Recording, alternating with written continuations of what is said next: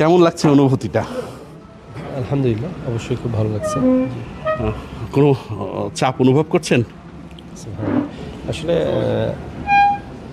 রক্তক্ষয়ী সংগ্রামের মাধ্যমে পাওয়া যে রাষ্ট্র, সেই রাষ্ট্রে আবার অনেক চড়াই উৎরাই পেরিয়ে আজকের এই গণতান্ত্রিক বাংলাদেশ, স্বাভাবিকভাবেই এই রাষ্ট্রের বোঝা কাঁধে নিতে একটা চাপ তো থাকবেই। আমরা সততার সাথে এগিয়ে যাব ইনশাল্লাহ। চাপ নিয়ে এগোতে হবে।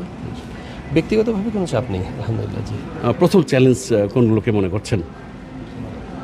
চ্যালেঞ্জ বলতে মন্ত্রণালয়ে যেটা দেয়া হয়েছে সেখানে সংশ্লিষ্ট আমাদের বাংলাদেশের রাজনৈতিক প্রেক্ষাপটে ধর্ম বিষয়ক মন্ত্রণালয় একটা বড় ভূমিকা রাখে, বিশেষ করে আমাদের বাংলাদেশ সাম্প্রদায়িক সম্প্রীতির দেশ।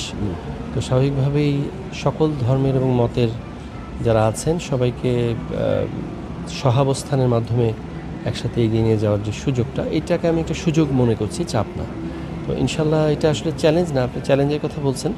আমরা চ্যালেঞ্জগুলো অন অ্যান্ড অন ইনশাল্লাহ দেখতে পাবো, আসবো, আমরা মোকাবিলা করবো ইনশাল্লাহ। আপনি লক্ষ্য করেছেন যে ধর্মভিত্তিক একটি দল হঠাৎ করে আপনার নিয়োগের একটু কেমন যেন তারা অস্বস্তি প্রকাশ করছে, আপনাকে বাদ দিতে চাইছে, দাবি করছে। আসলে মানুষের পছন্দ অপছন্দ থাকবেই।